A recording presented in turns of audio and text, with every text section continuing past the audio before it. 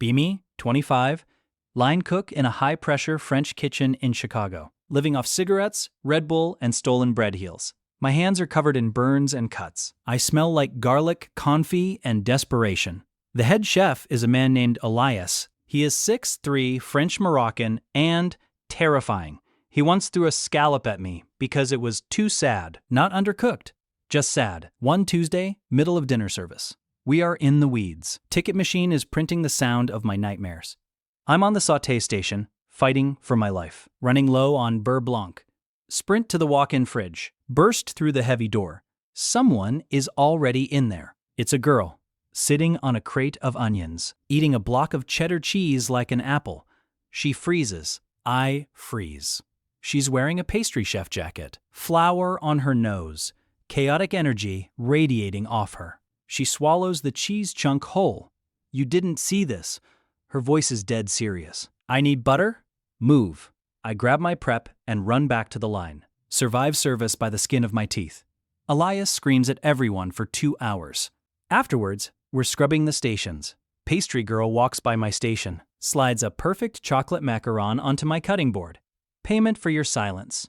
She walks away without looking back. Bite into the macaron. It's the best thing I've ever tasted. Salted caramel center. Holy hell. Ask the dishwasher who she is.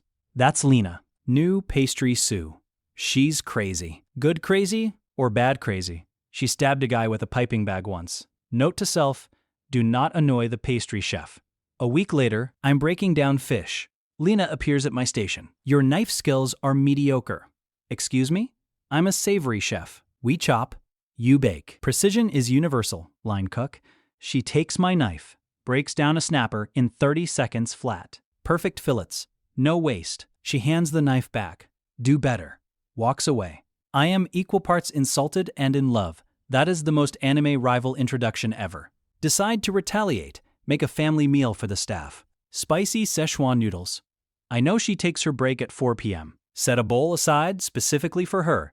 She sits down, takes one bite. Her eyes water. She turns red. You're trying to kill me. Flavor profiles matter, chef. She eats the whole bowl anyway. It was acceptable. You're sweating. It's the humidity. It's 60 degrees in here. We start trading food like contraband. I make her perfect grilled cheese sandwiches. She brings me experimental tarts. We meet in the alley behind the restaurant by the dumpsters. Most romantic setting on earth. So, line cook, what's your end game? Run my own place. Rustic, no screaming. Ambitious, and stupid. What about you? World domination through sugar. She's not joking. One night, Elias catches us in the alley. He looks at me, looks at her. Stop flirting. Clean the grease trap. We aren't flirting, chef. You are breathing the same air. It is disgusting. He leaves. Lena laughs. He likes you. He threw a scallop at me last week. That means he respects you. He throws knives at people he hates. Good to know. We start hanging out outside of work. Go to a dive bar that smells like bleach. She drinks whiskey neat. So, why pastry? I like chemistry. And I like controlling things. Makes sense. Why savory? I like fire. And chaos. We are incompatible. Opposites attract. She punches me in the arm. Hard. Don't quote physics at me. We end up at a late-night diner. She critiques the pancakes. The batter was overmixed. Too much gluten development. Lena, it's a $4 pancake at 2 a.m. Standards, anon. Standards are eternal. She's terrifying. I'm completely gone for her. A month later, New Year's Eve service. The busiest night of the year. Complete warfare. 2 line cooks call out sick. I'm working 2 stations. Sweat dripping into my eyes. Elias is vibrating with rage. Where is the lamb sauce? Actually screaming that meme in real life. I'm drowning in tickets. Suddenly, Lena appears on the line. She's not wearing her whites. Just a black t-shirt and apron. Move over. Your pastry. I'm a chef. Move. She jumps on the garnish station. Her hands are a blur. Plates are flying out perfect. We find a rhythm. No words. Just, we chef, and behind. It's like a dance. A sweaty, high-stress, garlic-scented dance. We clear the board. Service ends. The kitchen is silent. Elias walks down the line, inspects the stations. Stops in front of Lena.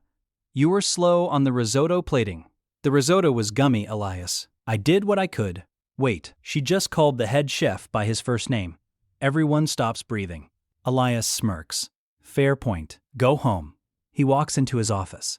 I look at Lena. You called him Elias? Yeah. Why aren't you dead? He's my uncle. Record scratch. Pause frame. Your uncle. Yeah. Elias Vance. My name is Lena Vance. You never mentioned the Demon King is your blood relative. Didn't want special treatment. Special treatment? He screams at you too. That is how we show affection. My brain is rebooting. I am dating the boss's niece. Technically, we aren't dating, she says. We're holding hands next to a deep fryer. Semantics. Do you want to date? If you survive. Survive what? Sunday dinner. With him. Oh no. He invites staff to Sunday dinner? No. He invites family. And you're coming. I am going to die. My roommate, a bartender named Kyle, laughs at me. You're toast, bro. French chefs are intense. Thanks for the support. Wear Kevlar. Sunday arrives. I put on my one nice shirt. Iron it 3 times. Pick up Lena. She looks nice. Dress instead of chef whites. Still looks like she could stab someone. Ready? No. Good. Fear keeps you sharp. We arrive at Elias's house. It's a modern mansion. Kitchen is bigger than my apartment. Elias opens the door, wearing a polo shirt. Still looks like he wants to murder a scallop. Anan, you are late. It is 6 p.m. exactly, chef. Traffic was light. You could have been early. Yes, chef. We go inside. The smell is incredible. Roast chicken, herbs, butter. Elias points to the kitchen island. Sit. Don't touch anything. I sit. Lena grabs a glass of wine. So, uncle, be nice. I am always nice. He slams a cleaver into a chicken carcass. So, Annan, you think you can cook? I try, chef. You have decent hands, but your palate is unrefined. I'm learning, chef. You are dating my niece. Yes. Yes, chef. Why? Because she makes excellent macarons, and she scares me. Elias stops chopping, looks at me, looks at Lena, snorts. Correct answer. She is a nightmare. Hey, Lena protests. She put salt in my coffee when she was 6 because she was bored. It was a flavor experiment. It was a salt. Dinner is served. It's the best chicken I've ever had. Simple. Perfect. How is it? Elias asks. Trap question. If I say good, it's boring. If I critique it, I die. The skin is perfect. The lemon usage is aggressive. Elias narrows his eyes. Aggressive? In a good way. It cuts the fat. He nods slowly. Acceptable opinion. We survive dinner. Elias walks us to the door. Anan. Yes, chef? If you hurt her, I will process you like a side of beef. Understood, chef. And fix your hollandaise. It broke twice last week. Yes, chef. We get in the car. Lena is laughing. He likes you. He threatened to process me. That's his love language. Relationship upgrades to official status. We become the power couple of the kitchen. I handle the hotline. She handles the cold line and sweets. We communicate in nods and eyebrow raises. Staff starts calling us salt and sugar. Cringe nickname, but accurate. One day, a food critic comes in. The big one, the guy who can close a restaurant with a bad review. Elias is losing his mind. Everything must be perfect. If a garnish is crooked, you die. The kitchen is a war zone. I'm plating the duck breast. My hands are shaking. Lena slides next to me. Breathe. I can't. If I mess this up, Elias will flay me. He won't. I'll stab him if he tries. That's mutiny. That's family politics. She adjusts the microgreens on my plate with tweezers. Perfect. Send it. The plate goes out. We wait. 10 minutes later, the empty plate comes back. Server looks terrified. The critic wants to see the chefs. Oh God. Elias, Lena, and I walk out to the dining room. The critic is a small man with glasses. Looks like a turtle. Who cooked the duck? I step forward. I did, sir. And the tart? Lena steps forward. Me. The critic stares at us. Silence stretches for an eternity. The duck was transcendent. The tart was a revelation. Elias lets out a breath he was holding since 1995. Thank you, the critic says. We walk back to the kitchen. Elias closes the door. Looks at us. Good work. Then he immediately starts yelling about prep for tomorrow. But there's a smile. A tiny, terrifying smile. 6 months pass. Lena and I move in together. Our apartment kitchen is ridiculous. We have $5,000 worth of knives and IKEA couch. Priorities. We spend nights developing a menu for our dream restaurant. No tablecloths, I say. Fine. But we need a dedicated pastry counter, she says. Agreed. One night, we're watching a movie. Doorbell rings. It's Elias. He's holding a bottle of insanely expensive wine. Let me in. He walks in, looks at our apartment. You live in a shoebox. It's cozy, uncle. It's a fire hazard. He opens the wine, pours 3 glasses. I am retiring. Silence. What? Lena asks. My knees are shot. My back hurts. I am done. Who's taking over the bistro? I ask. He looks at me, then at Lena. You too. What? I am giving you the restaurant. Don't ruin it. You're giving us a Michelin star restaurant? I'm selling it to you. For $1. And 10% of profits for my retirement. This is a trap, I say. It is a gift and a curse. Mostly a curse. He drinks his wine. You have the fire. She has the discipline. Together, you might not fail. Might. Review the books tomorrow. I'm going to the Bahamas. He leaves the wine. We sit there in shock. Did we just inherit a restaurant? I think so. We're going to die. We're going to be legends. Transition to ownership. It is hell. Paperwork, suppliers, taxes. Elias calls every day from the beach. Did you order the truffles? Yes, Elias. Are they the good ones or the dirt ones? The good ones. Don't lie to me. We rebrand slightly. Make it ours. Salt and sugar becomes the name of a tasting menu special. People love it. Years pass. We get married. Closed the restaurant for a day. Reception was a potluck where every chef friend we knew cooked something. Best food in history. Elias gave a speech.